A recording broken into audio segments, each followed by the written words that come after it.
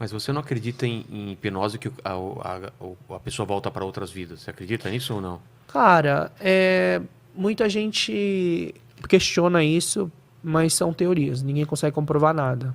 Acontece de forma... A palavra... espontânea. Sei. No meio da terapia, do nada, surge. Já surgiu com você em algum? Já surgiu. Que o cara estava em outro lugar, em outra época? Já surgiu. E aí? Como você lida com isso? Eu lido com o que vem na terapia. Se veio que Se está no veio- Egito... Então, vamos lidar com essa situação. Tá. Sempre a gente trabalha com a crença do cliente. Não, pode ser... Você não trabalha como se aquilo fosse verdade, mas... Não, você trabalha com o que vem. Tá. O lance existem teorias. Então, tem a teoria de que há uma criação do subconsciente para poder disfarçar alguma situação, porque não quer mostrar, mas se resolver aquilo, vai resolver o problema. Só que aí, esse é refutado, pode ser algumas vezes acontece isso, só que é refutado porque já teve momentos de comprovações de que quando foi a vida passada, não sei o quê, depois foram caçar os registros, essa pessoa realmente existiu com aquela idade, com não sei o quê. Só que aí tem gente que fala de superconsciente universal, que todos são conectados de alguma forma. Tem gente que fala de fragmento genético. Eu penso que é isso. Fragmento genético. E tem gente que acredita em vidas passadas. Eu não acredito em vidas passadas, também não. né? Eu, como cristão, não acredito em vidas passadas. Tanto que eu fui fazer uma terapia de linha do tempo, já ouvi falar. Já. E aí a mulher, a primeira coisa que fala, eu falei, pô, mas eu vou voltar em outras vidas? Eu não acredito. Ela falou, cara, é em cima da sua crença. Se você não acredita, não vai A voltar. gente trabalha com a crença do cliente. Eu não questiono. O lance eu não creio, não é da minha crença, não acredito em vidas passadas. Pra mim não tem lógica, mas tem gente que acredita. Não, tem gente que acredita e beleza, respeito o meu e respeito o seu. Mas, por exemplo, eu acredito mais no superconsciente universal. Superconsciente universal seria como se um superconsciente coletivo. Como se todos tivessem algum tipo de conexão, frequência. Entendeu? Tivesse acesso a um banco de dados. Entendi. E para mim faz todo sentido também. Depois que você começa a estudar um pouco de física quântica, como as coisas são, biologia, história, dados, registros, situações específicas, para mim faz muito sentido. Porque a mente ela pode ir para frente ou para trás do tempo, né? Uma coisa meio maluca. Ela é atemporal. E você acredita que nessa sua base cristã, você acredita em alguma coisa depois daqui ou não? Sim, com certeza, né? Todos os cristãos, quando você fala cristão que segue a Cristo, porque assim, tem que falar assim, mas eu sou cristão.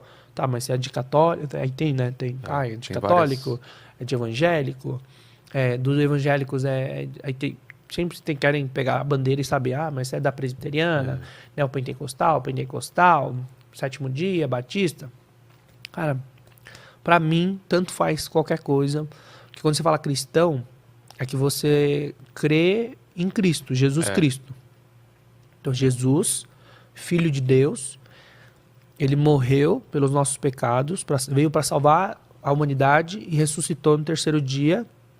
E agora a gente é salvo e limpo através do sacrifício que foi de Jesus, que foi o único ser humano, né? Veio Deus em forma de homem que foi santo. Então foi o sacrifício santo para poder limpar e dar uma nova chance, dar uma chance nova pro ser humano. Então, eu sou cristão, então assim, a gente fala de Jesus Cristo. Aí tem as outras, católico, Cristo, não sei o que, aí tem outras, né, bandeiras. Sim.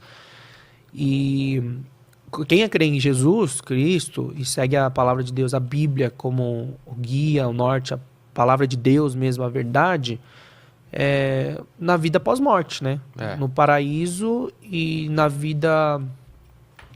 Nossa, foge a palavra de repente. É na vida eterna. Na vida eterna. E a hipnose em nenhum momento ela entra em conflito com sua crença? Cara, não. Não, né? Porque assim, é um preconceito que as pessoas têm, tipo assim, mas é do capeta, é espiritual. Primeiro que... Deixa eu ver qual era o melhor exemplo. A hipnose é um conhecimento que estava perdido. Conhecimento que foi desenvolvido na Europa, na Índia, nos Estados Unidos, em vários pontos. É antigo? É antigo. Os registros, quando a gente fala de hipnose, falam até da antiga Grécia, nos tempos do sono.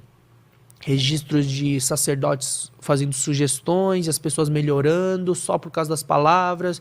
Aí quando se relaciona, você vê que é sugestão, placebo e tudo mais. Só que a hipnose moderna nasceu em meados de 1700 e pouco com Franz Anton Mesmer. Aí o mesmerismo ficou conhecido, ele foi banido lá quando os médicos reclamaram dele, porque ele estava curando um monte de gente, aí estavam acusando ele de fraude, que ele falava que o magnetismo tinha um magnetismo animal, que o magnetismo do corpo, se tivesse desregulado com o da Terra, é o que gerava doenças, e que ele passava uns ímãs, fazia umas coisas que regulavam e a pessoa ficava curada. E aí ele chamou uns cientistas e grandes nomes da época. Cara, teve nomes fortes, agora pode estar falando besteira, porque é muito nome, eu esqueço. Não, tranquilo. Mas quem foi, cara? Caraca, mano, deu um branco. Nossa, dá branco porque eu falo de muito nome, muita informação o tempo inteiro. Aí chamaram uns cientistas lá e pediram pra verificar o que de fato ele tava fazendo. Os reis pediram, né? Porque estavam reclamando, os médicos perdendo o paciente. E descobriram que ali era feito tudo por sugestão, por causa da expectativa que se criava e da sugestão que ultrapassava. Então que ele era não era mentiroso, falso. Ele ajudou muita gente, mas que aquilo não era uma verdade, e aí expulsaram ele. Então expulsaram ele lá de onde ele morava. Aí diz a história que ele morreu pobre, banido, exilado de onde, mas ele foi uma figura importante.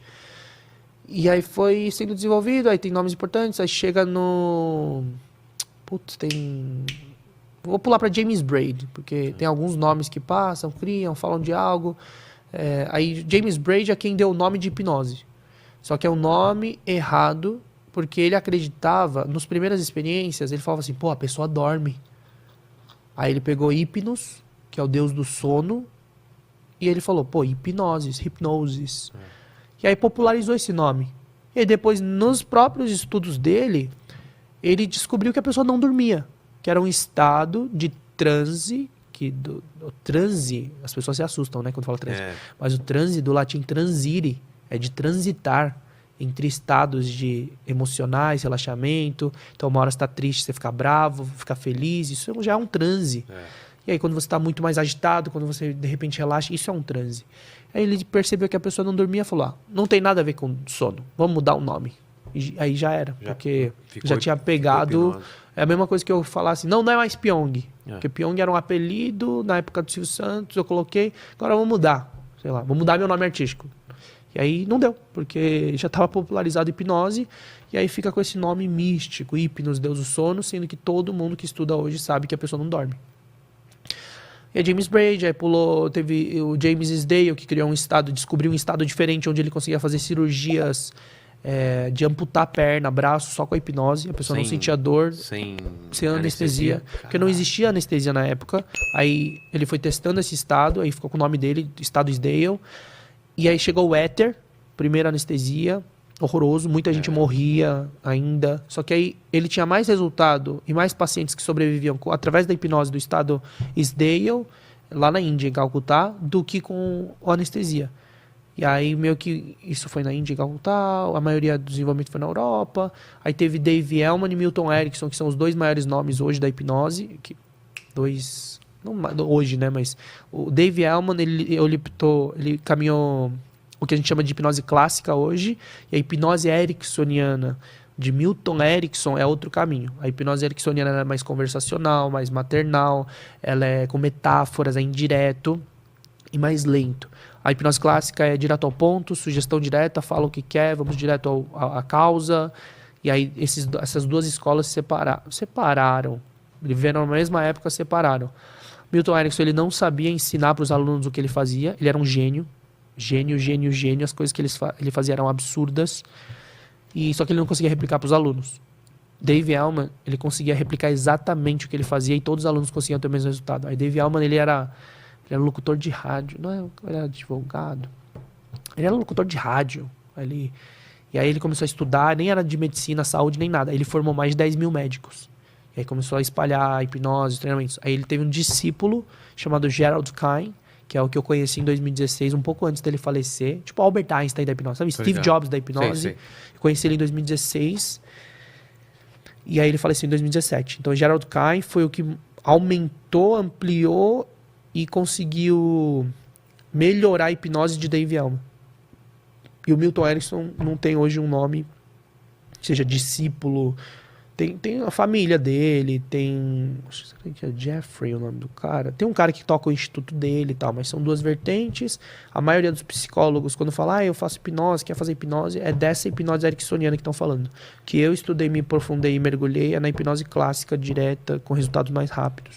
Mas essa hipnose de palco, de espetáculo, ela nasce antes ou depois do... Ou meio junto? Meio junto. Meio junto? Porque lá eles já, como já tinham esses efeitos, eu não conheço bem a história de quando, como nasceu. Mas lá já tinha esse acesso ao subconsciente. Provavelmente eles testavam e viam que dava para alterar várias coisas. E aí depois popularizou, na verdade. Acho que quem fazia show, o Gerald Kine fazia show. O Gerald Kine já fazia show. Só que isso antes que dele, deve ter popularizado, né? Isso que mistificou. Mistificou? Porque você lembra na hipnose no Brasil, o Fábio Puentes? Aí mostrava como se fosse algo místico, um poder, uma coisa misteriosa. Por isso que preconceito, tipo Pica-Pau mostrando como se fosse o desenho Pica-Pau mostrando como se fosse um voodoo, poder. Né? E aí o filme Corra mostrando como se fosse uma coisa que não quer, mas vai acontecer. E aí já viu Old Boy? Claro. Já viu da versão coreana? Sim, do caralho. Então, Old Boy... entre os melhores filmes que eu já vi. Então, porque, mano, você vê que a indústria de cinema coreana, ela já é fodida lá. Não é Parasita que bombou à toa. Quanto é esse filme? Uns 15 anos atrás? 15 ou 20.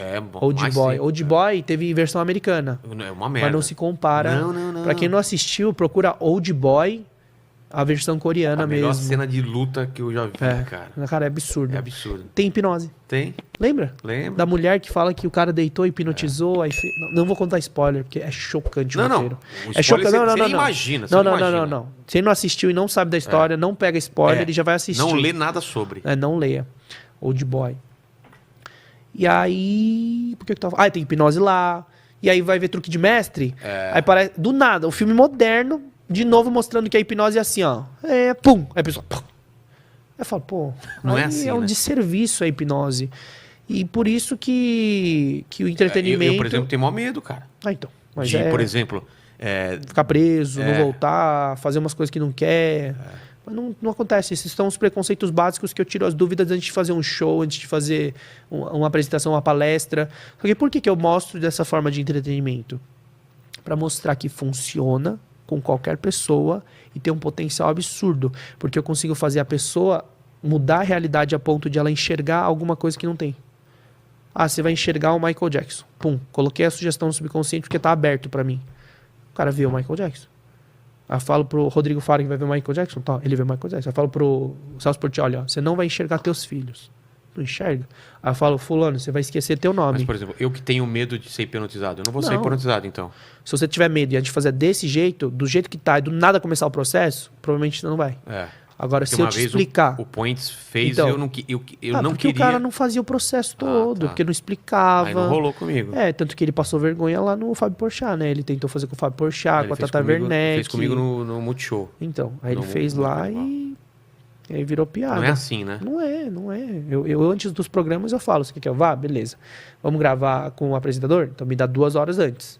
Vamos gravar com a plateia? Então separa essas pessoas e eu vou 1 hora antes. Porque eu tenho que se filtrar, tem que ver se a pessoa está concentrada, disposta. No seu caso, dá para fazer se eu tirar todas as suas dúvidas. Se eu tiro todas as suas dúvidas e medos e receios e bloqueios, eu já, antes de começar, te explico tudo e você fala, entendi agora. Aí você consegue tranquilo. Todo ser humano consegue.